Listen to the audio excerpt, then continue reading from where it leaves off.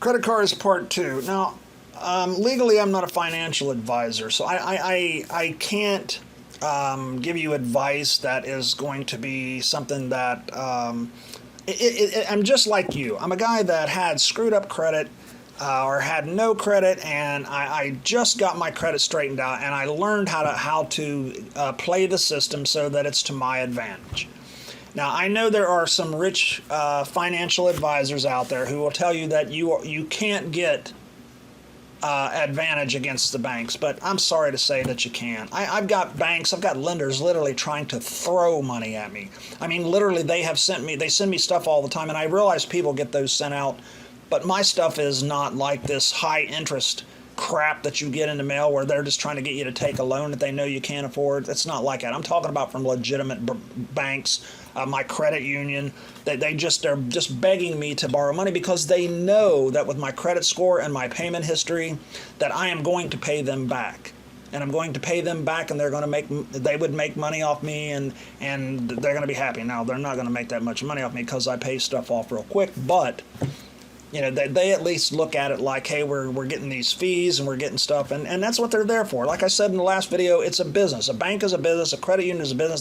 They're there to make some money. You spend your money at Walmart. You spend your money. You buy that little frivolous crap that you buy. How many streaming services are you signed up for right now? 1, 2, 8? You got cable? So you'll throw your money away on having 179,000 channels, $200 a month. That's okay, knowing full damn well you ain't watching that 24 hours a day, 7 days a week. You'll pay all that extra money instead of getting that $9.99 streaming service and limiting it. You'll pay off for all that big stuff and watching and the pay-per-view and all that stuff just to watch something on TV that's going to come and go. And then you're going to whine because somebody at a credit card or somebody at the store is going to charge another percent or something for a credit card? Are you out of your damn minds? You people have got some of these rich weirdos who think that they are God's gift to poor people, telling them how they're going to have to live their lives. If they're telling you to get out of debt, I'm all for that. But when they tell you don't use credit cards, don't try to get your FICO score, a good FICO score, don't try to build credit because what do you need credit for? You need to stop listening to these fools. I'm not a financial advisor, but even I know don't listen to these damn fools. You need a good credit score. You want to go get a good house in a good neighborhood, one that you can afford, but you want to go get a good house in a good neighborhood, get a good apartment, you better have a damn good credit score because a lot of these places are checking. They checked where I live right now. I live in a pretty good neighborhood, and the first thing they did was run that credit check.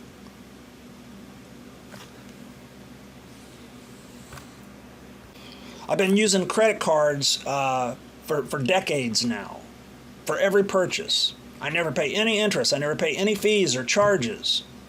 I'm in control of my spending. The banks haven't been able to screw me over because I know how to play the system. I understand that the bank is there to make money. And so I use that knowledge to my advantage. Okay, they want to make money. I don't mind making them some money. The bank's out there to make themselves some money. This is a business. You're paying for the $200 for that cable and internet. You don't need. Do you need it? Do you have to have it? No, it's not life support. You don't need it. So get rid of it. $200 a month, $150 a month. Get rid of it. You ain't going to, are you? Why? Who knows? How much do you watch it? A couple hours through the week? Is it worth all that money? I damn well better believe it probably isn't. So complaining about the credit card companies or somebody that you get a loan from making a little bit of money as you're making payments is just ridiculous. They're in there to make money. They helped you out when you needed help getting a car. When you wanted to buy your home, they help you be able to do that now instead of waiting for 40 years to be able to buy your home when you're about 8 years from death, which is what some of these rich people would have you do if you're going to pay cash. The funny thing about this is these rich guys will tell you pay cash for everything. How are you going to pay for a $200,000, $300,000, $400,000 house with cash? If you had that kind of money, you wouldn't. If you had that kind of money, you wouldn't be listening to financial advisors in the first place. You need to talk to somebody that's been in your shoes. I've been in your shoes. I've been down and out and not had a whole lot of money and had to borrow money from people. Years ago, I remember having to borrow $100 here and there to fix a flat tire years ago. Okay, so that I'm sure most of you are going to end up being those kind of people too. And what I know is one day I thought, or I got in a situation where I thought I'm going to get a credit card. I'm going to try to rebuild my credit again. I'm going to try to get this going again. And I got married to my new wife, and my wife a couple decades ago, and I've got more money now. I've got more savings now. I've got more investments now than I've ever had whenever I was spending cash. So somebody can tell you that the banks are the devil and the credit card's the devil. No, you're the devil. You. The bank's not the devil here. You are. Stop projecting. Stop allowing someone else to cause you to project. Rich man on YouTube here, he tells you the banks are evil, the credit cards are evil. You can't control them. They're demons. They're going to take control of your soul. I've been doing it for 20 damn years, 30 damn years, whatever it's been now. It's decades. And they ain't taking over me. They ain't come in to collect my stuff. I still got all my stuff. I got more stuff now than I've ever had. So when is it going to happen? When? The bank's not the devil. The credit card company's not the devil. Your out of control spending is the problem. Your impulsiveness is the problem. Stop blaming someone else. Stop projecting onto someone else. Stop allowing some jerk ass on YouTube who thinks he's God's gift to poor people. Stop allowing him to cause you to get into mindset where you think you need to project your own inadequacies out onto someone else. You can't control a credit card spending. That's on you, baby. And I know it's on you because I've been doing it for decades. Every month I get my statement. You spent this and this and this and this and this. You bought something on Amazon. I wanted a steamer cooker. Couldn't find one around town here anyways. Got on Amazon, used my credit card, cost me $65 for this.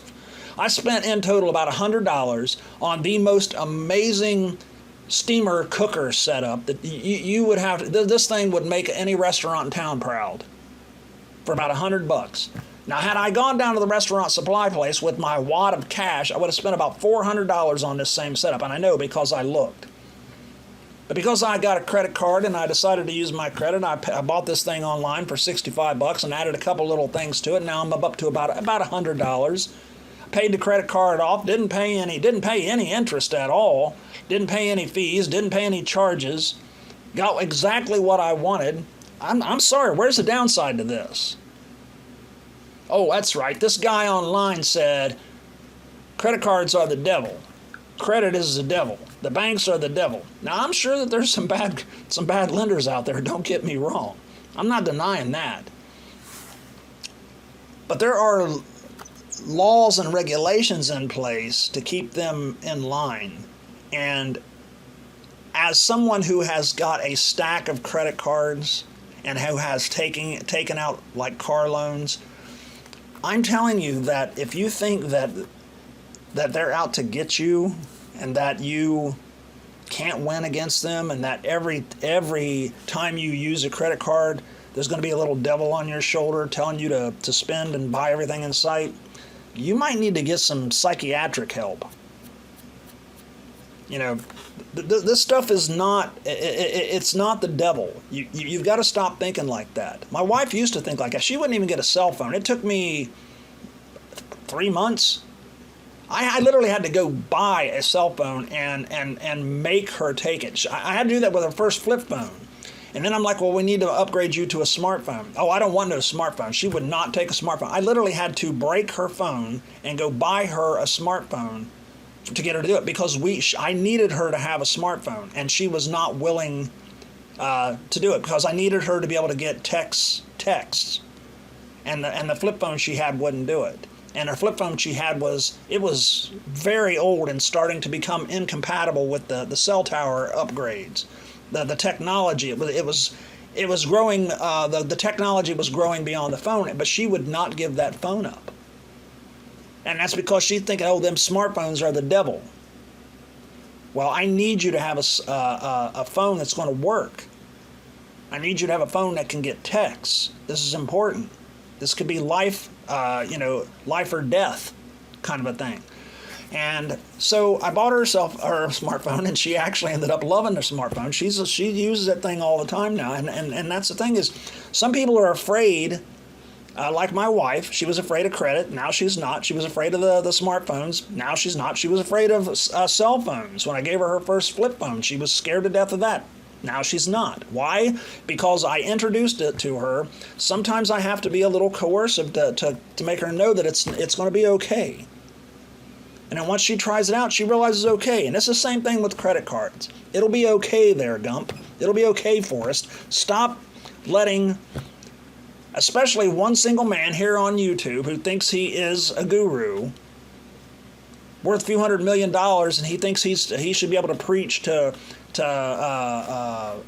poor people about how to live and how to handle their finances. Well, like I said, where are you going to get that $400,000 or $300,000 or $200,000 for that house?